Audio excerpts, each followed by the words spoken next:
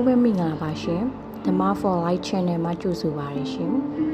နုဘောရဏဆိုတာကုလပြုလို့တဲ့ကုသကောင်းမှုနဲ့ပတ်သက်ပြီးတော့ဝမ်းမြောက်ဖွယ်စကားပြောတာကိုဖြောခေါ်တယ်နော်အနုဘောရဏစာဝမ်းမြောက်စရာဘယ်သူဝမ်းမြောက်ရမှာလို့ဆိုလှူတဲ့လူတွေဝမ်းမြောက်ဖို့လုပ်တယ်နော်လှူပြီးဆိုလို့ရှိရင်ဝမ်းမြောက်ဝမ်းသာဖြစ်လဲဖြစ်ကြပါတယ်သို့တော့ဝမ်းမြောက်တာနဲ့အတူတကွာတွဲဖက်ပြီးပါလာရမှာတော့ကံကံဤကျိုးသိမြင်ခြင်းဆိုတဲ့အသိဉာဏ်ပဲဖြစ်တယ်နော်ဝမ်းလဲဝမ်းသာရမယ်အသိဉာဏ်ဆိုတာဘာလို့ဆိုလို့ရှိရင်ထိုဒီကနေ့လောက်တာဟာရှေးသူတော်ကောင်းတွေလောက်သွားတဲ့ကုသိုလ်ကောင်းမှုမျိုးတို့တွေလောက်ရတယ်နော်ဒီလူတန်းကြီးဟာနာတွေမလွယ်မသွေထိုစီမှာရောက်လာမယ်ဆိုတဲ့ယုံကြည်ချက်သိမြင်ချက်ကံကံအကျိုးယုံကြည်တဲ့ကမ္မတက္ကတာသမဒိဋ္ဌိဉာဏ်ဝမ်းမြောက်ခြင်းကံကံအကျိုးလက်ခံခြင်းဆိုတဲ့အသိဉာဏ်တိတရာနဲ့ပညာသို့မဟုတ်ပိဋိသောမနတနဲ့နှစ်ခုပေါင်းစပ်ပြီးတော့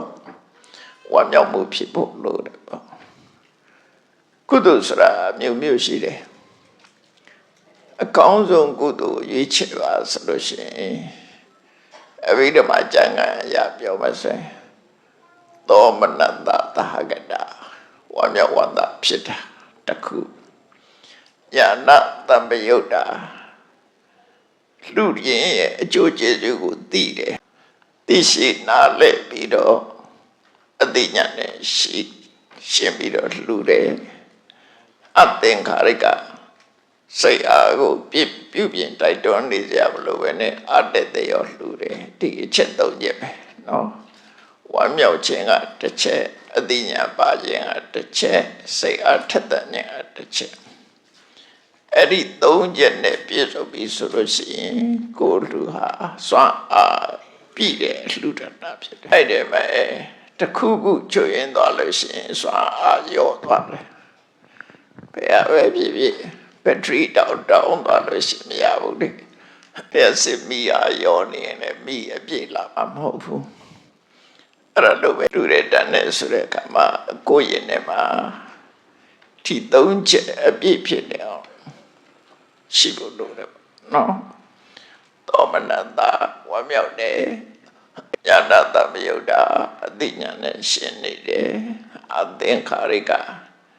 တိုက်တွန်းနှိုးဆော်အပ်တဲ့အောင်လှုပ်ရှားမလို့ပဲနဲ့ထက်မြက်တဲ့စိတ်ဆန္ဒလုံလဝိရိယထက်သန်နေတယ်အဲ့ဒါဟာကုသိုလ်ကောင်းမှုပြုတဲ့အခါမှာအရေးကြီးတဲ့အချက်တွေပဲဖြစ်တယ်ခုလူနေကြတန်းနေကြအလှူဒန်းမှာဝိကြရဆိုပါတော့မိသားစုဘဝမှာလူမှုတမ်းမှုစိတ်ထဲမှာဝင်စားနေကြတဲ့ပုဂ္ဂိုလ်တွေဖြစ်တယ်ဝမ်းမြောက်မှုကတော့အထူးပြောစရာမလိုဘူးစိတ်အားတက်မှုကလည်းအထူးပြောစရာမလိုဘူးတတိပြုရမှာတော့အသိဉာဏ်ပဲဖြစ်တယ်ပေါ့ကံကံဤကျိုးကိုသိမြင်တာအကျိုးပေးမယ်ဆိုတာသိတယ်ပစ္စည်းတစ်ခုယဉ်နှိမ့်မြုပ်တဲ့အခါမှာဒီပစ္စည်းကအကျိုးမြတ်ဘယ်လောက်ရမယ်ဆိုတာသိတဲ့ပုဂ္ဂိုလ်လို့ပဲအဲ့ဒီလိုကံကံဤကျိုးသိမှုနားလည်မှုဟာညာနာတမြုပ်တာလို့ခေါ်တဲ့ဒီနေရာမှာအဲ့ဒီလိုလှူတဲ့အလှူမျိုးတို့လှူရတယ်လို့စိတ်ထဲမှာဝမ်းမြောက်ဝမ်းသာဖြစ်အဲ့ဒီအလှူပြင်ဒီအလှူကောင်းမှုကိုကြောင်းပြုပြီးတော့ဘုရားတရဏံကိစ္ဆာမိဓမ္မတရဏံကိစ္ဆာမိသံဃာတရဏံကိစ္ဆာမိဆိုပြီးတော့ဖျားတဲ့သံဃာယရဏသုံးပါးကိုစိကကိုဝယ်ကိစ္ဆာမိဆိုတာပုံမှန်အပြင်ပြောလို့ရှိရင်တော့စိကပါတယ်စိကတဲ့ဆိုတာဒီစိတ်ဓာတ်အဖြစ်မြတ်စွာဘုရားပေါ်မှာယုံကြည်တယ်တရားပေါ်မှာယုံကြည်တယ်သံဃာပေါ်မှာယုံကြည်တယ်ဆိုတဲ့အဓိပ္ပာယ်ဒါကြောင့်မို့လို့ကိစ္ဆာမိကိုအဓိပ္ပာယ်ဖွင့်တဲ့အခါသိပါ၏သာနာမိလို့အဓိပ္ပာယ်ဖွင့်တယ် ဖရာသိသာလင်တို့ရဲ့တဏ္ဍမှာကြာရောက်တဲ့အပြည့်အနာစာဆိုကြတွေကိုဖယ်ရှားပြစ်နိုင်မှာဖြစ်တယ်ဖယ်ရှားပြစ်ဖို့လမ်းညွှန်နိုင်မှာဖြစ်တယ်တရားကသာလင်စေအလားကိုယ်တဏ္ဍမှာဖြစ်ပေါ်နေတဲ့မကောင်းတဲ့အညစ်အကြေးတွေကိုစစ်ကြောပြစ်နိုင်မှာဖြစ်တယ်တန်ခါကသာလင်တို့တွေကုသကောင်းမှုလုပ်မယ်ဆိုရင်လုပ်တဲ့လောက်အကျိုးရမှာဖြစ်တယ်ယုံကြည်ချက်၃မျိုးနော်ဘုရားတရဏကိစ္စမိလို့ဆိုလိုက်တာနဲ့အဲ့ဒီယုံကြည်မှု၃မျိုးနဲ့သွားတာနော်အဲ့တော့ဖရာပေါ်မှာယုံကြည်မှုဆိုတာအမှန်တရားကိုဟောကြားပေးခြင်းဖြင့်တို့ဘဝဖြောင့်ပြူအောင်ဆုံးမပေးနိုင်လိမ့်မယ်ဆိုတဲ့ယုံကြည်မှုနဲ့ဖရာကိုကိုးကွယ်တယ်တရားကြတော့ဆေးလိုပဲယောဂပြောက်စေတဲ့ဆေးပေါ်မှာယုံကြည်ပြီးတောက်တယ်လို့ပဲဒီတရားလိုက်နာလို့ရှိရင်တို့တဏ္ဍမှာဖြစ်ပေါ်တာကိရိတာအညစ်အကြေးတွေကိုဒီတရားကဆေးကြောပြစ်လိုက်မယ်ဆိုတဲ့ယုံကြည်မှုတန်ခါးရိပေါ်မှာယုံကြည်တာတို့ကုသိုလ်ကောင်းမှုလုပ်တာတွေဟာ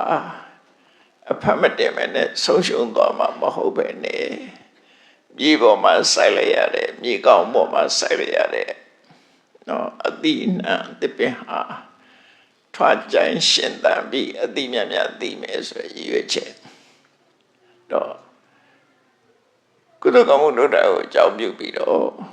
တရဏဂုံနဲ့ဆောက်တည်ပြီးသားဖြစ်သွားတယ်နောက်တစ်ခါထပ်မံပြီးတော့၅ပါးသီလကိုအတည်ပြုတယ်ကွန်ဖန်လုပ်တယ်ပေါ့နော်ကွန်ဖန်လုပ်လိုက်တယ်ကိုလူနေတဲ့အချိန်မှာကိုယ်စိတ်တဲ့ကိုယ်စိတ်ထဲမှာခံစားကြည့်လိုက်ငါတို့ဟာသူများအသက်လည်းမတတ်ဘူးသူများဥစ္စာလည်းမခိုးဘူးသူတို့ဘာသာမရဘူးလည်းမပြတ်မဘူးလူတယောက်တို့ကရောက်သွားအောင်လိညာပြောက်ဆိုတာလည်းမလုပ်ဘူးမူရစ်စေပါလည်းတို့မသုံးဘူးဆိုကိုယ်ဝါရတော့တယ်ငါတို့လုံနေတာအပြစ်ကင်းနေတယ်စိတ်ထဲမှာတွေးလိုက်တာနဲ့ happiness or innocence ပြစ်ကင်းတဲ့ချမ်းသာဒုက္ခပါဠိဘာသာနဲ့အနာဝိဇ္ဇဒုက္ခနော်အနာဝိဇ္ဇဒုက္ခလို့ခေါ်တယ်အင်္ဂလိပ်လိုကျတော့ happiness or innocence တူတူပဲဘာမှမထူးဘာမှလို့ကအပြစ်ကင်းတဲ့စိတ်ချမ်းသာမှုနော်ကိုနားလေတဲ့စကားနဲ့ပဲအပြစ်ကင်းတဲ့စိတ်ချမ်းသာမှုကိုကျင့်သီလကပေးတယ်အဲ့တော့တို့တွေအခုလက်ရှိဘဝမှာလည်းပဲဒီကုသိုလ်ရဲ့အကျိုးတရားကိုတို့တဏ္ဍမှာရရှိနေပြီဖြစ်ပေါ်နေပြီဆိုတာဒါသိနေတာပဲလေဟုတ်တယ်မလားလူနေရတဲ့တန်းနေရတဲ့ဆိုစိတ်ချမ်းသာနေကြစိတ်ချမ်းသာတဲ့အပြင်မှာခုနလိုအတိညာဖြစ်ဖို့အဲ့ဒါလို့စိတ်တွေမှာအတ္တတရားဖြစ်နေဖို့အဲ့ဒါကုသိုလ်လုပ်နေတဲ့အချိန်ဒါကြောင့်မို့ကုသိုလ်ပြုစဉ်ကံကြိုးမြင်သည်ပညာရှိကအသိဉာဏ်ရှိကတိဟိတ်ကုသိုလ်ခေါ်ဆိုရလို့ဆိုအကျိုးကံရဲ့ကံတရားကိုလည်းသိတယ်ကံရဲ့အကျိုးလည်းသိတယ်လို့သင်လို့လိုက်တာသိတယ်အကျိုးကျေးဇူးကိုလည်းမြင်တယ်မျှော်မြင်တယ်အဲ့ဒါဟာအသိဉာဏ်ရှိတာလို့ပြောတယ်အဲ့ဒီဝန္တာခြင်းအသိဉာဏ်ရှိခြင်းစိတ်အားထက်သန်ခြင်းဆိုတဲ့ဒီအချက်နဲ့ကိုလုပ်တဲ့ကုသိုလ်ဆိုတာဘာလို့ကုသိုလ်လို့ပြောတာအလှူဒန်းတစ်ခုတည်းပြောတာမဟုတ်ဘူးเนาะကုသိုလ်လို့ပြောလိုက်လို့ရှိရင်ဒါနကုသိုလ်ရှိတယ်သီလကုသိုလ်ရှိတယ်ဘာဝနာကုသိုလ်ရှိတယ်ချက်ပြောလိုက်လို့ရှိရင်ကုသိုလ်လုပ်ငန်း10မျိုးရှိတယ်เนาะ10မျိုးရှိတယ်ဆိုတာအဲ့ဒီ3မျိုးကိုအခြေခံပြီးတော့နောက်ထပ်ထပ်ထည့်တဲ့10မျိုးက10မျိုးဖြစ်အောင်ထပ်ထည့်တာပါတော့ဆိုတရွေကြည့်တဲ့ပုဂ္ဂိုလ်ရဲ့ဝေယဝိစာကိုလုပ်ပေးတယ်ဖရာတရားတန်ခါဝေယဝိစာတွေကိုလုပ်တယ်ဒါလည်းကုသိုလ်ပဲเนาะအဲ့ဒီမှာတစ်ခုထပ်ထည့်နောက်တစ်ခါတရွေကြည့်တဲ့ပုဂ္ဂိုလ်ရဲ့ကိုယ်ရကြည့်တဲ့ပုဂ္ဂိုလ်တွေကိုကာရဝပြုတယ်စိတ်ထဲကနေလေးစားတယ်ချစ်ခင်တယ်မြတ်လို့တယ်ဒါတစ်ခုကိုရထားတဲ့ကုသိုလ်ကောင်းမှုတွေကိုတခြားပုဂ္ဂိုလ်တွေနဲ့ကိုယ့်ရဲ့ဝန္တာမှုကို share လုပ်တာပဲမ ကောင်းတာတော့မရှယ်နဲ့ပေါ့ကောင်းတာဆိုလို့ရှိရင်သူများလည်းဝမ်းသာဖို့ရှယ်ပေးတာအဲ့ဒါပတ္တိဒါနလို့ခေါ်တယ်ကိုလှုပ်တာရဲ့ကိုယ့်ရဲ့ဝမ်းသာမှုတွေကိုအလုံးကိုရှယ်ပေးတာနော်အဲ့ဒါပတ္တိဒါနကုသိုလ်လို့ခေါ်တယ်သူများကသူလှုပ်တဲ့ကောင်းတဲ့အလုပ်တွေကိုကိုယ်အတိမတ်ပြုပြီးသားလို့ခေါ်တာအဲ့ဒီအတိမတ်ပြုပြီးသားလို့ခေါ်ခြင်းဟာချက်လက်စီမဖြစ်ခြင်းပဲဖြစ်တယ်နော်သူများအဲ့ဒီငါကလည်းအရေးကြီးတယ်ကိုကောင်းတာလုပ်ပြီးရင်ဥပမာမုံစားရင်ကောင်းတဲ့မုံလေးစားရင်သူများကိုဝေပေးလိုက်တယ်အခုလေကုသိုလ်ကောင်းမှုစားတမိုးရှိတဲ့အရာကိုယ့်ရဲ့နဲ့မှဖြစ်တာရှယ်ပေးလိုက်တယ်အတိညာဆိုရဲရှယ်ပေးလိုက်တယ်မရှယ်ပဲနဲ့ရှုပ်ဝဲထားရင်မစ္စရိယလို့ခေါ်တယ်နော်အတိညာကိုရှယ်ပေးရမယ်ကုသိုလ်ကောင်းမှုလည်းရှယ်လုပ်ပေးရမယ်သူများရှယ်လုပ်တဲ့အခါမှာလည်းပဲဝမ်းမြောက်ဝမ်းသာရှိတယ်ဆိုတာ agreement ပဲသဘောတူတာနော်ဝမ်းမြောက်ဝမ်းသာရှိတာ agreement ဖြစ်တာနဲ့ပဲကိုယ်စိတ်တွေကဒီကုသိုလ်ပေါ်မှာပါဝင်ပတ်သက်သွားတယ်မကောင်းမှုတွေအဲ့လိုဖြစ်တတ်တယ်နော်ကောင်းတဲ့ဟာမှလည်းအဲ့လိုဖြစ်တယ်လို့မကောင်းတာလည်းအဲ့လိုဖြစ်တယ်အဲ့တော့ကြောက်တယ်မဟုတ်လားကိုယ်တိုင်တိုက်တွန်းချီးမွမ်းစိတ်တူကုသိုလ်ကောင်းမှုလုပ်ရင်လည်းကိုယ်တိုင်လုပ်တာရှိတယ်သူများကိုလုပ်ဖို့တိုက်တွန်းတာရှိတယ်ချီးမွမ်းတာရှိတယ်သူတို့လုပ်တာကိုစိတ်တူညီတာရှိတယ်အဲ့ဒါတွေကကုသိုလ်နဲ့ပတ်သက်သွားတဲ့ပုဂ္ဂိုလ်တွေပဲကိုယ်ရဲ့ကုသိုလ်ရတာပဲနော်ကုသိုလ်ရတယ်လို့မကောင်းတဲ့အလုပ်ကိုလုပ်နေတဲ့နေရာမှာလည်းပဲကိုယ်တိုင်လုပ်တာလည်းအပြစ်ရှိတယ်သူများကိုအလုပ်ခိုင်းရင်လည်းအပြစ်ရှိတယ်နော်အဲ့ဒီအလုပ်ကိုချီးမွမ်းစကားပြောရင်လည်းအလုပ်ရှိတယ်အပြစ်ရှိတယ်နော်စိတ်သဘောထားဘာမှနှုတ်ကမပြောပေမဲ့စိတ်ထဲမှာသဘောတူနေရင်လည်းပြစ်ရှိတယ်အဲ့ဒါကြောင့်မို့လို့သူစရိုက်7ပါးကိုအဲ့ဒီ၄ခုနဲ့မြောက်လို့ရှိရင်သူစရိုက်40ဖြစ်တယ်သူစရိုက်7ပါးကိုအဲ့ဒီ၄ခုနဲ့မြောက်ရင်သူစရိုက်40ဖြစ်တယ်အဲ့ဒါတွေအလားတူတွေပဲအလားတူဖြစ်တယ်အဲ့တော့ဘာပဲဖြစ်ဖြစ်ကိုမှကုသိုလ်ရနိုင်တဲ့အခွင့်အလမ်းတွေရှိတယ်ထို့ကုသိုလ်လာရနိုင်တဲ့အခွင့်အလမ်းတွေဟာကိုယ်စိတ်ပေါ်မှာပဲမူတည်တာဖြစ်တယ်ဒါကြောင့်မို့လို့စိတ်ထားတိုင်းမြတ်တယ်လို့ပြောတာနော်ဟုတ်ပြီအခုကုသိုလ်ကောင်းမှုကိုကြောက်ပြုပြီးတော့တရဏဂုံစောင့်တည်ရတယ်ငါးပါးသီလစောင့်တည်ရတယ်จิตတော်ရတယ်ဒီကုသိုလ်တွေကထပ်မံတိုးလာတဲ့ကုသိုလ်တွေပဲဖြစ်တယ်အဲ့ဒီထပ်မံတိုးလာတဲ့ကုသိုလ်တွေပြင်အခုလို့တရားနာရတာလည်းပဲကုသိုလ်ပဲတချို့ကြတော့လေတရားပွဲတော့လာတယ်တရားနာမထောင်ဘူးအပြစ်မှန်သွားစကားပြောနေတယ်လူတွေဟာအဆုံးကုသိုလ်လက်လွတ်သွားတာပဲဖြစ်တယ်တကယ်လက်လွတ်ဆုံးရှုံးသွားတယ်သူတို့နော်တရားဟောနေတဲ့အချိန်မှာတရားကိုတတိပဌာဘူးဆိုတဲ့ပုဂ္ဂိုလ်တွေဟာတရားကိုအာရုံစိုက်မနာဘူးဆိုလို့ရှိရင်ကိုယ်အတွက်ဆုံးရှုံးမှုကြီးတစ်ခုဖြစ်တယ်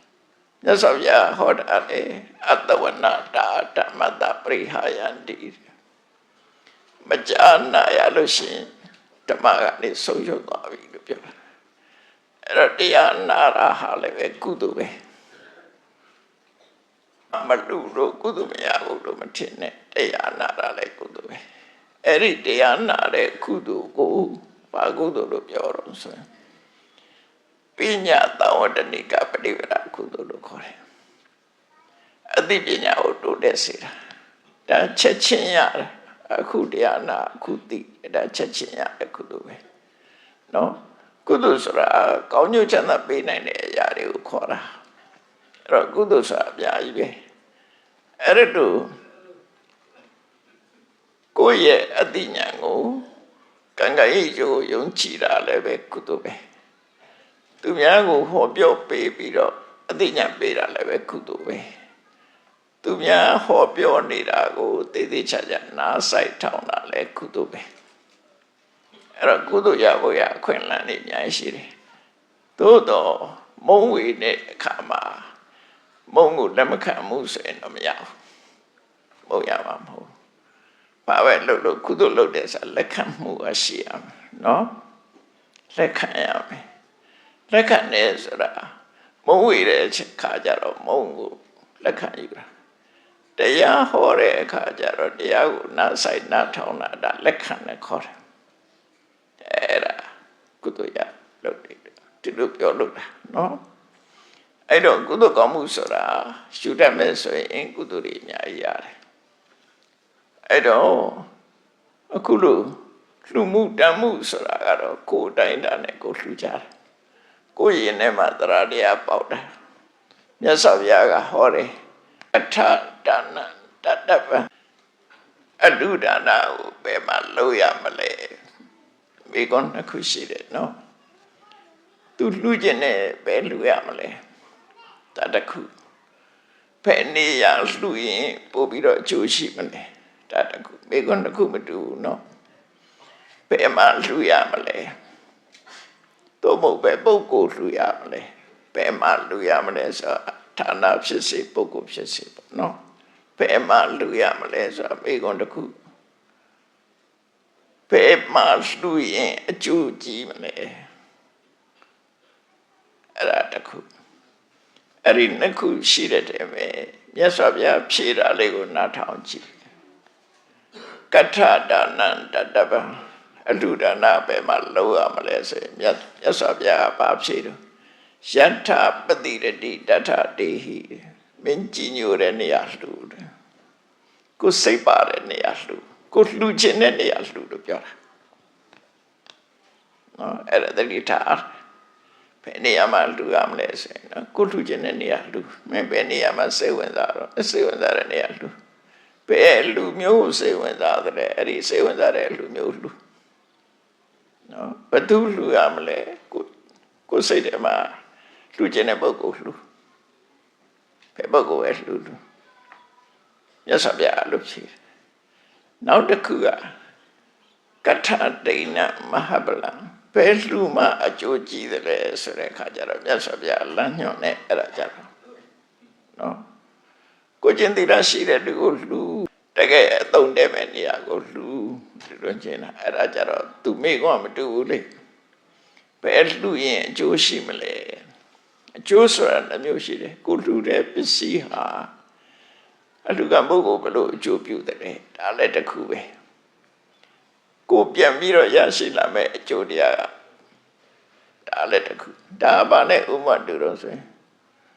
စိုက်ပျိုးရေးလုပ်တဲ့အခါမှာမြေကိုမရွေးကြဘူးလားနော်စိုက်ပျိုးရေးလုပ်ပြီးဆိုရင်ဒီမျိုးဒီအားကဘယ်နေရာစိုက်မှရှင်သန်မယ်ဆိုတာကိုရွေးရတယ်လေနော်ဒီပင်မျိုးကဘယ်လိုနေရာမှရှင်သန်တယ်ဆိုတာရွေးရမယ်ဘယ်မြေမျိုးမှကောင်းတယ်ဥမာမြေပဲစိုက်မယ်ဆိုရင်ဘယ်လိုမြေမျိုးဖြစ်ရမယ်တခု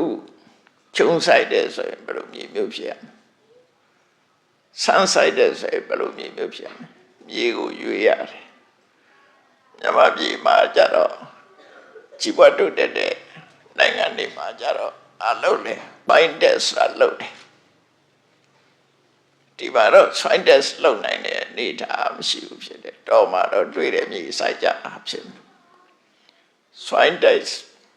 မြေကြီးကို test လုပ်ပြီးတော့ဒီမြေကြီးကဘယ်သီးနှံမျိုးမှပိုကောင်းတယ်ဘယ်သီးနှံမျိုးဆိုတာအဲ့ဒါလိုသေသေးချာချာတချို့နိုင်ငံတွေကြတော့လုပ်တယ်လုပ်ပြီးတော့လိုအပ်ချက်တွေကိုဖြည့်ပြီးတော့မှစိုက်တော့ပို့ပြီးတော့အမြတ်ရတယ်လုပ်တတ်ရင်အကျိုးအမြတ်ကပိုရှိတယ်နော်တချို့နေရာမှာအပင်တန်ပြီးတော့အတိမကြတာမျိုးရှိတယ်တချို့နေရာအပင်မတန်မိမဲ့အတိကြတာရှိတယ်ဘုံတို့ငယ်တုန်းကစင်ကူးကျွန်းပေါ်မှာခြုံဆိုင်တယ်အပင်ကြီးတွေတော့တန်တယ်အတိမကြဘူးစကိုင်းတို့ဒေသတွေမှာကြတော့အပင်ကခပ်ပူပဲဒါပေမဲ့အတိနံကြတယ်ခြုံဆိုင်တဲ့ပြေကလည်းပဲသူကလည်းသူရှိတယ်နော်အပင်တန်သွားပြီးတော့အတိကြတော့မပါတော့နှုံးမြေနဲ့မရဘူးသူ အဲ့ဒီလိုပေါ့သဘောပြောပြတာပါသဘောပြောပြတာသူ့နေရာနဲ့သူဟာကိုရွေးချယ်ပြီးတော့စိုက်တာထို့တူပဲလှူတယ်ဆိုတာကိုရွေးချယ်ပြီးတော့လှူခုနကကိုလှူခြင်းတဲ့နေရာလှူတာတခုအကျိုးကိုမြန်မြန်လုပ်ခြင်းသလားအဲ့ကြရွေးမြတ်စွာဘုရားဟောတာအဲ့လိုဟောတာနော်အဲ့တော့ဒါကကိုယ့်ရဲ့ရွေးချယ်မှုပေါ့ကိုယ့်ရဲ့ရွေးချယ်မှုနဲ့ရှင်နေမှာတော့ကုသိုလ်ဖြစ်တာလေးကြီးပါပဲအကုန်လုံးအဲ့တော့ကုသိုလ်ကောင်းမှုတွေကိုဒီလိုရှားယူကြတယ်ဒါဟာကုသိုလ်ဖြစ်သွားပြီဆိုရင်မြတ်စွာဘုရားရဲ့စကားတော်အတိုင်းသူခောပုညတ္တဥစ္စယောကိုယ့်ရဲ့ယင်ထဲမှာကုသိုလ်ကောင်းမှုတွေရောက်သွားပြီဆိုရင်ဧကန္တိဋ္ဌဒီကုသိုလ်တွေကကိုယ့်ကိုချမ်းသာဒုက္ခဆောင်ယူလာကြမှာဖြစ်တယ်ကိုယ့်အတွက်ဘဝလက်ဆောင်နေပဲဒါတွေကမြတ်စွာဘုရားကဟောတယ်စိရဘဝတိပုရိတံထူရတော်တုဋ္ဌိမဂတံနိုင်ငံညာတိုင်းပြည်တစ်ခုသွားပြီးတော့ကိုယ့်ရဲ့မိသားစုတွေကပုဂ္ဂိုလ်တယောက်ကိုသားပဲဖြစ်စေကိုသမီးပဲဖြစ်စေပေါ့နိုင်ငံညာတိုင်းပြည်သွားပြီးအလုပ်လုပ်တယ်စီဝါသွားရှာတယ်ဒီငါ7နှစ်နေပြီးတော့မှပြန်လာညပြန်လာလို့ရှိရင်သူ့ကိုမိသားစုတွေကလိုက်တယ်လေလေစိတ်တို့သင်္ဘောစိတ်တို့ကားစိတ်တို့သွားပြီးတော့ကြိုရတယ်မဟုတ်လားနော်ကိုချစ်ခဲ့နဲ့ကိုပုဂ္ဂိုလ်တယောက်ပြန်လာပြီဆိုဝန္တာအရသွားကြိုကြတယ်အဲ့ဒီတိုင်းပဲတဲ့တထေဝကတပုံညာပြီးကုသိုလ်လုပ်တဲ့ပုဂ္ဂိုလ်ကိုလည်းပဲတဲ့ကုသိုလ်ကောင်းမှုတွေကရောက်ရဘဝမှာကြိုနေကြမယ်သူတဲ့ဒါမြတ်စွာဘုရားဟောတာဝိသခာကိုဟောတဲ့တရားပဲနော်ပုံညာနိပဋိက္ခဏန္တိတဲ့ကိုယ့်ရဲ့ကုသိုလ်ကံတွေကကိုယ်ကျိုးဆိုးနေကြမယ်ကိုမသိတဲ့နေရာပဲနေရာတော့ကိုယ်ကျိုးဆိုးနေကြမယ်ပိယညာတိန်ဝအာဂတံနိုင်ငံညာတိုင်းပြည်ပြန်လာတဲ့ကိုချစ်ခင်မြတ်လို့တဲ့ဆွေမျိုးသားချင်းကကျိုးတယ်လို့ပဲတဲ့ကုသိုလ်ကောင်းမှုတွေကကိုယ်ရောက်ရအရာကလာကျိုးနေကြတယ်ဒါကုသိုလ်လုပ်ထားတဲ့ပုဂ္ဂိုလ်တွေဟုတ်တယ်လေစဉ်းစားကြည့်ပါညမပြေပါတယ်အဝေးကြီးမကြည့်နဲ့ကိုယ်နာတယ်ပဲကြည့်တချို့ကလေးတွေနေတိုင်းလောက်နီမြို့ကြီးတွေမှာဆိုရင်ကလေးမိဖွာတာတွေရှိတယ်လေအဲ့လူပြေရောက်လာကြတာပဲရောက်လာတဲ့လူတိုင်းဟာချမ်းသာတဲ့နေရာရောက်လာတာမဟုတ်ဘူးဆင်းရဲတဲ့အိမ်ရောက်သွားတဲ့ကလေးကအများစုချမ်းသာတဲ့အိမ်ရောက်တဲ့ကလေးကနေတယ်မွေးနှုတ်မဲ့ကြည့်လိုက်ဆင်းရဲတဲ့အိမ်မှာကလေးကပိုမွေးချမ်းသာတဲ့အိမ်ကျတော့သာသမီတို့ချင်းတို့မရလို့သူများတော့မွေးစားနေရသေးတယ်အဲ့ကုသိုလ်လုပ်တဲ့လူနေတယ်ဆိုတာအတိတ်ပဲရတယ်နော်အဲ့ဒီကလေးလေးဟာကိုယ်အိမ်မှာမွေးလာတဲ့ပစံချမ်းသာတဲ့ပုဂ္ဂိုလ်ကသူ့အိမ်မှာမွေးလာတဲ့ကလေးလေးကိုအလုံးအစင်သိမယ်လေအဲ့တော့တမန်အပြည့်ကြည့်မယ်ဆိုရင်သူကတထေအိမ်မွေးတာမွေးသည့်အတွက်ကြောင့်အမေအဖေပြုစုယူရမယ်ပုဂ္ဂိုလ်တွေဟာသူ့လုပ်ပေးတယ်လို့ထင်တယ်အဲ့ဒါသူတို့လုပ်ပေးတာဘာကြောင့်လုပ်ပေးတော့ဆိုအတိတ်ဘဝကိုလုပ်ခဲ့တဲ့ကုသိုလ်အဲ့ဒီကုသိုလ်ကချုပ်ဆိုတယ်လို့ပြောရမယ်နေကြတော့နော်အဲ့ဒီကုသိုလ်ကချုပ်ဆိုတာအမေတွေအဖေတွေကသူ့ကိုကြိုလွတ်ထားတဲ့ပုဂ္ဂိုလ်တွေလိုပဲသွားကြိုလိုက်ပါလို့လွတ်ထားတာကုသိုလ်ကောင်းမှုကတကယ်ကိုယ်ကြိုတာကုသိုလ်ကောင်းမှုပဲကိုလုပ်ခဲ့တာတွေကိုပြန်ရတယ်ဆင်းရဲမွဲတည်တဲ့အိမ်သွားမွေးတဲ့လူကြတော့ကြည့်မဲ့လူတောင်မရှိဘူးမေးမဲ့လူမရှိဘူးအနှိတောင်မှအဝဟောင်းလေးကိုဖြတ်ပြီးတော့လုပ်ရတယ်အနှိတောင်ပေးကြမရှိဘူးအတိုင်ဝိုင်းမရှိဘူးရောက်သွားတယ်အဲ့ဒါဘာကြောင့်ကွဲပြားနေတယ်လဲအကြောင်းမရှိပဲလောကမှာတစ်ခုမှမဖြစ်ဘူးเนาะအကြောင်းဆိုတာအနှိကြောင့်အဝေးကြောင့်နှစ်ခုရှိတယ်အကြောင်းမရှိရင်တစ်ခုမှမဖြစ်ဘူးရေကြီးပေါ်ချမဆိုင်ပဲနဲ့တစ်ပင်ဆိုတာပေါက်တာမဟုတ်ဘူးအဲ့ဒါဘာလို့ရေကြီးပေါ်ချဆိုင်တာမြေကြီးရယ်ရေရယ်မျိုးစေ့ရယ်ဒီသုံးခုပေါင်းလို့တစ်ပင်ပေါက်တာ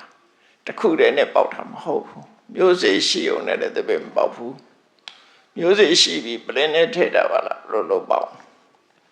ပြုတ်စားလိုက်မယ်ဖောက်စားလိုက်မယ်ဆိုပိုမပေါက်တော့သွားပြီနော်မျိုးစေ့တဲ့အပင်ပေါက်တာမဟုတ်ဘူးအကူကြီးရှိမှပေါက်တယ်လို့ပြောတာအဲ့တော့ပဋိစ္စသမုပ္ပါဒဆိုတာအဲ့ဒီအိဗယ်ပဲတခုခုကိုအမိပြုပြီးတော့မှ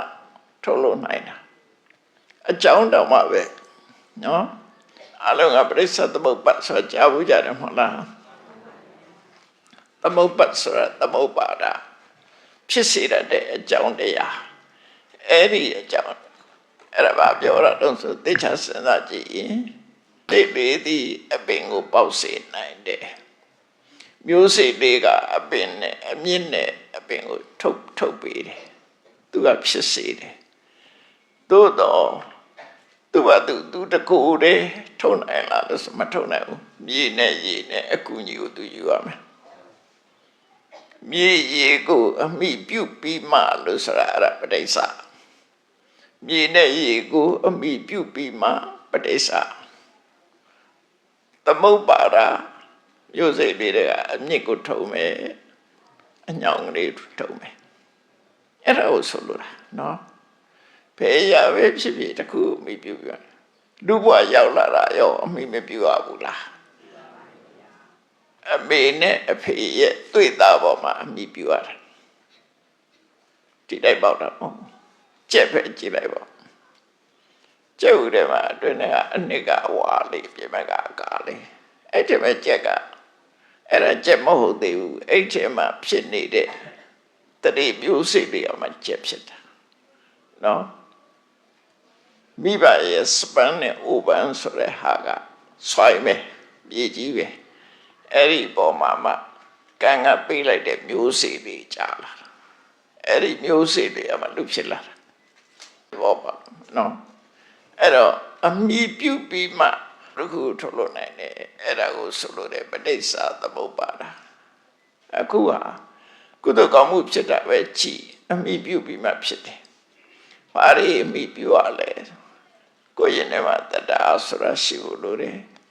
တတ္တာတော့ရှိပါရဲ့လှူစရာမရှိဘူးဆိုရင်လှူဖြစ်ပါမလားမဖြစ်ဘူးတတ္တာလည်းရှိရမယ်လှူစရာလည်းရှိရမယ်လှူစရာလည်းရှိတယ်တတ္တာလည်းရှိတယ်အလှကမဲ့ပုဂ္ဂိုလ်မရှိဘူးဘယ်သူပေးရမှမသိဘူးဆိုတော့ဖြစ်ပါမလားဖြစ်ဘူးအဲ့တော့ 3 မျိုးအနည်းဆုံးစုံမှဖြစ်တာတခုတည်းလောက်တာမဟုတ်ဘူးလို့ဆိုနေ့စဉ်နဲ့ကိုယ်ဘဝမှာလည်းပဲကြည်လိုက်တခုတည်းတခုမှမရှိဘူးအကြောင်းနဲ့အကျိုးနှစ်ခုပေါင်းစပ်တာလေးကြီးပဲအကုန်လုံးအဲ့ဒီဘောကိုနားလဲလို့ရှိရင်အဲ့ဒါဝိပဿနာဉာဏ်ရဲ့အခြေခံပဲမြင်တာလေးတခုတည်းပဲကြည်နော်မြင်တယ်ဆိုတဲ့မြင်သိစိတ်ကလေးအဲ့လိုမြင်နေတယ်အခုတရားဟောတာကြားနေတယ်ကြားပြီးပါရီဟောနေတယ်ဆိုတာသိနေတယ်အသိစိတ်တွေပေါ်တယ်အဲ့ဒီအသိစိတ်ဟာသူဖြစ်တာလားမဟုတ်ဘူးဒီအသိကြားနေတဲ့ကြားသိတဲ့စိတ်ကလေးကဘာကြောင့်ဖြစ်တာတော့ဆိုနာကောင်းနေအတန်ကနာဟုတ်လားထင်ဟတ်တယ်နှလုံးသွင်းတယ်နှလုံးမသွင်းရင်လည်းမကြားပြန်ဘူးနော်စီတီးတာတော့မကြလိုက်ဘူးနှလုံးမသွင်းအဲ့တော့နားလည်းကောင်းတယ်ကိုကလည်းအတန်ကလည်းနာမလာထင်ဟတ်တယ်ကြားလောက်တဲ့အနေအထားမျိုးရောက်လာတယ်ကိုယ်စိတ်ကလည်း attention ဆိုတာလေးရှိတယ်အဲ့ကြတော့မှဇာတိစိတ်ဆိုဖြစ်လာအဲ့တော့အနည်းဆုံး 3-4 ခုဖြစ်ပြီးမှကြားတယ်ဆိုဖြစ်တာအဲ့ဒါလေးကိုစဉ်းကျင်သုံးသပ်ကြည့်လိုက်လို့ရှိရင်အကြောင်းကြောင့်အကျိုးဖြစ်နေတယ်ဆိုတာကိုသိတယ်အဲ့လိုသိလာခြင်းဟာတကယ်ကိုအစင်မြင့်တဲ့အသိပဲဘုရားဘာသာမှာနော်ကဲလှူဒါနလုပ်နေတဲ့အချိန်မှာရှင်တွေကတရားတရားမရှိဘူးလူဘိုတတိမရှိဘူးနော်အလုကိစ္စတွေများလို့မအားဘူးလူပြပါမလားလူကလည်းအားတယ်လူကျင်တဲ့စိတ်ကလည်းရှိတယ်လူစရာကလည်းရန်သစ်ဖြစ်တယ်ကိုယ့်ရဲ့ကြိုးစားအထောက်မှုတွေရှိတယ်အဲ့ဒါတွေပေါင်းလိုက်တဲ့အခါမှာဖြစ်တာလေတခုတည်းမဟုတ်ဘူးအလုံးဟာအကျိုးတွေအကြောင်းတရားတွေပေါင်းစပ်ပြီးမှအကျိုးတစ်ခုဖြစ်တယ်လို့အဲ့ဒီလိုသိတဲ့ဉာဏ်ဒီဟာဓမ္မတမို့ရှိတဲ့အသိဉာဏ်တစ်ခုဖြစ်တယ်အဲ့တော့အခုကိုအလှူတကာလူမာလေး ကိုယ်သားသမီးကိုရှင်းပြတာနော်အဲ့ဒါမှလည်းပဲဒီကလေးရဲ့ဘဝနောင်ရေးအတွက်မြတ်စွာဘုရားသာသနာတော်မှာတနေ့တည်းပဲဖြစ်ပါစေမျိုးစေ့တွေရဖို့ပဲဖြစ်စေဘုရားတရဏဂစ္ဆာမိဆိုပြီးတော့ကိုယ့်ရဲ့ဘဝမှာတည်းပဲနေကျင့်သုံးလိုက်ရလို့ရှိရင်သူ့ဘဝအတွက်မျိုးစေ့ဖြစ်သွားတယ်ဒါတွေကမျိုးစေ့ဖြစ်သွားမျိုးစေ့ဖြစ်သွားတယ်ဆိုရင်မျိုးစေ့ဖြစ်လာလို့ရှိရင်ခုနကနေပြီးတော့ supporting cause လို့ခေါ်တဲ့ဟာ ਨੇ သူ့ကို support လုပ်ပေးမယ်နဲ့ကျုံတာနဲ့တပြိုင်နဲ့သူအပင်ပေါက်မှာပဲမြေနဲ့ရေက supporting cause နော်မျိုးစေ့က producing cause စနကအကြောင်းဒီလေဘုန်းကြီးတို့တွေလူဖြစ်လာတာကကံတရားကထုတ်လုပ်လိုက်တာကံတရားဆိုတာ producing cause ကံတရားကသူ့ဟာသူကြီးမထုတ်နိုင်ဘူးဘယ်သူကိုညီရတော့မိဘရဲ့သွေးသားပေါ်မှာကိုညီယူရတယ်အဲ့ကျတော့သူကလူစားဖြစ်လာနိုင်တယ်ဒီတိုင်းကြီးပွားကနေဖြစ်လာတာမှမဟုတ်တာအချိန်နဲ့ယူရတယ်လေလူဘဝရောက်ဖို့ကလလာရေးကြီးတွေကနေစပြီးတော့ရှင်သန်ရမယ့်နေရာလေးတစ်ခုရှိရရှင်သန်ရမယ့်နေရာပြည့်စည်သွားရင်သူကလူပဲဖြစ်တော့အဲ့ဒါတွေအသိဉာဏ်အတွက်အသုံးကြတဲ့အရာတွေပဲဖြစ်တယ်အဲ့တော့လူဘဝဟာလွယ်လွယ်နဲ့ဖြစ်လာတာမဟုတ်ဘူးဆိုလည်းသိရတယ်လူဘဝဖြစ်လာပြီးတဲ့နောက်အခုလိုယင်ထဲမှာကုသိုလ်ဖြစ်ပြီးတော့လှူခြင်းတန်းခြင်းနဲ့စိတ်ပေါက်တယ်ဆိုတာဟာ24နာရီမှာဘယ်နှစ်နာရီလောက်ရှိမလဲစဉ်းစားကြည့်ပါအဲ့ပြောနေတဲ့နာရီတွေနှုတ်လိုက်ဒီလောက်ကအဲ့ရထားလိုက်နှုတ်လိုက်တခြားကိစ္စဝိဇ္ဇာတွေလုံနေတယ်ဒီဘက်ကိုတတိမရဘူးအခြားကိစ္စနှုတ်လိုက်လို့ရှိရင်ဘယ်လောက်မှကြာမှာမဟုတ်အလုံး24နာရီမှာကုသိုလ်စိတ်ဖြစ်တယ်ဆိုတာနည်းနည်းလေးပဲဖြစ်တယ်အဲ့တော့အကျဉ်းချုပ်မှတ်ဖို့ရကတော့လူဟာလက်နှစ်ဖက်ခြေတစ်ဖက်ရှိတယ်လို့ပဲကိုလိုရမယ့်လုပ်ငန်းကိုလည်းနှစ်ခုရှိတယ်လို့မှတ်တယ်တစ်ခုကပါတော့မလုပ်တဲ့နာမလုပ်ခြင်းဒါတစ်ခုမလုပ်တဲ့နာကိုရှောင်ခြင်းနော်မပြောတဲ့နာကိုမပြောခြင်းဒါတစ်ခုတစ်ဖက်ကပြောတဲ့နာကိုပြောမယ်လုပ်တဲ့နာကိုလုပ်မယ်ဆိုလိုတာကမလုပ်တဲ့နာမပြောတဲ့နာကအကုသိုလ်လုပ်တဲ့နာပြောတဲ့နာကကုသိုလ်အဲ့ဒီနှစ်ခုသည်အကျိုးပေးခြင်းမတူလူတဏ္ဍမှာဖြစ်ထားခြင်းတူတော့လည်းပဲအကျိုးပေးခြင်းမတူမြတ်စွာဘုရားကအကုသိုလ်မှန်သမျှရှောင်ကြကုသိုလ်မှန်သမျှပြုလုပ်ကြလို့ဆုံးမတာဟာဘာကြောင့်လဲအကြောင်းမဲ့တို့နှစ်ဘူးနှစ်ဆလောက်တာလားအကြောင်းမဲ့တိုက်တော်နာလားမဟုတ်ဘူးအကယ်၍အကုသိုလ်မလုပ်နဲ့လို့ဆုံးမတာဟာအကုသိုလ်လုပ်ရင်ဒုက္ခဖြစ်မှာဒုက္ခဆိုတာအစမပြေမှုတွေမှန်သမျှဒုက္ခပဲเนาะမကောင်းနိုင်ဘူးရလာတဲ့ဘဝမှာလည်းအစမပြေမှုတွေဖြစ်လူဘဝရလာတာကကုသိုလ်ကြောင့်ရတာဘဝရပြီးတော့အစမပြေတာအကုသိုလ်ကြောင့်เนาะတရိစ္ဆာန်ဘဝခွေးဘဝရောက်သွားတာအကုသိုလ်ကြောင့်တထေးရောက်သွားတာကုသိုလ်ကြောင့်ခွေးရလည်းအစင်းမြင်တဲ့တချို့ခွေးကြတာတထေးစားသလိုစားနေတထေးအိမ်မှာနေရတာရှိသေးတယ်ဒါပေမဲ့လို့သူ့ကိုခွေးဘဝပို့လိုက်တာတော့အကုသိုလ်ပို့တာအဲ့ဒီကုသိုလ်ကနေကြိုးပြီးတော့သူကချမ်းသာတာလူလူနေရတယ်သို့တော့ဂတိဝေပတ္တိကြောင့်သူကလူအစင်တန်တော့မရအောင်လူအစင်တော့မရအောင်အကုန်လုံးမရနိုင်ဘူးနော်ရှားနိုင်တယ်များတော့သူရတယ်လူကိုတောင်ခုခေတ်မှလိုက်ကြည့်လေမနဲ့ဆိုလို့ရှိရင်စင်ကာပူတို့ဘာလို့သွားလိုက်လို့ရှိရင်လေခွေးချောင်းထွက်ရတာနဲ့ခွေးလန်းလျှောက်ပေးရတာနဲ့လူကဝေယဝိစာတွေအများကြီးခွေးချီကြောင်မူကပါလာသေးတယ်နောက်ကတခါလေခွေးရဲ့ဝေယဝိစာကနဲရမှာမဟုတ်တာအဲ့ဒါဟာနော်ခွေးဘဝရောက်တာတော့အကုသိုလ်ပဲအဲ့လိုသူ့ကိုဝေယဝိစာလုပ်ပေးမယ်ဟာကြတော့အကုသိုလ်ကြောင့်ဖြစ်တာအဲ့တော့ကုသိုလ်အကုသိုလ်ဆိုတာအဲ့ဒါမြတ်စွာဘုရားကရှင်သာရိပုတ္တရာဟောတာတဲ့သုတ်တန်တစ်ခုတည်းပါတယ်အကုသိုလ်ဖြစ်လို့ဒုက္ခချ ချမ်းသာမဲ့ဆိုရင်မင်းတို့မြတ်စွာဘုရားကဘယ်တော့မှအကုသိုလ်မလုပ်ကြနဲ့လို့တိုက်တော်မှမဟုတ်ဘူးတဲ့အကုသိုလ်မလုပ်နဲ့လို့တိုက်တွန်းတာဟာအကုသိုလ်လုပ်တဲ့ပုဂ္ဂိုလ်ဟာဆင်းရဲဒုက္ခရောက်လို့ဖြစ်တယ်ကုသိုလ်လုပ်လို့ဒုက္ခဖြစ်မဲ့ဆိုရင်မြတ်စွာဘုရားကုသိုလ်လုပ်ကြလို့ဘယ်တော့မှမတိုက်တော်မူတယ်ကုသိုလ်လုပ်ရင်ချမ်းသာမှဖြစ်လို့မြတ်စွာဘုရားတိုက်တော်တာအဲ့တော့ကုသိုလ်ကံရဲ့အကျိုးအကုသိုလ်ကံရဲ့အကျိုးကိုဘုရားမှတပါဘယ်သူမှအကုန်မသိဘူးသို့တော့ဘုန်းကြီးတို့တွေအတိုင်းအတာတစ်ခုအရာမသိဘူးလားသိတယ်သိအောင်လည်းကြိုးစားရမယ်အတိုင်းအတာတစ်ခုအရာကိုဘလောက်သိနိုင်တယ်ကိုသိနိုင်တဲ့အတိုင်းအတာတစ်ခုရှိတယ်နော်ခံမှန်း၍သိတာလည်းဖြစ်တယ်တိုက်ရိုက်သိတာလည်းဖြစ်တယ်တချို့ဟာကပစ္စက္ခဉာဏ်လို့ပြောတယ်ကိုတွေ့သိတာရှိတယ်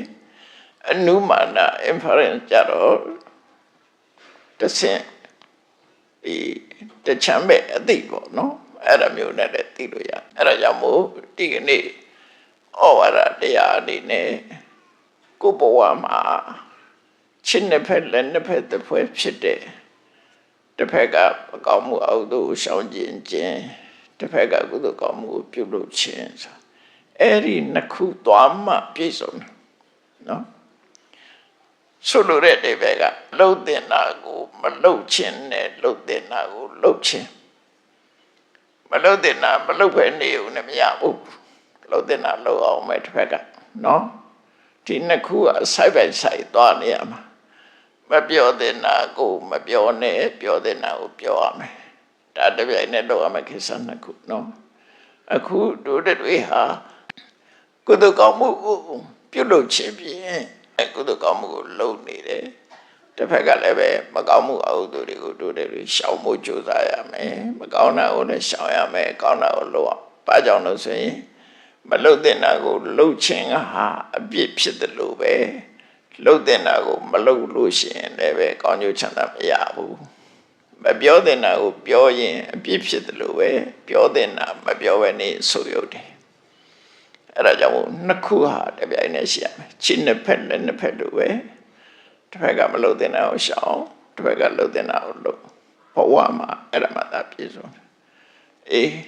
မလှုပ်တဲ့နာတော့ရှောင်ပါရဲ့လှုပ်တဲ့နာကြမလှုပ်ဖဲနေတယ်ဆိုဒီလိုကမကြည့်ပါနော်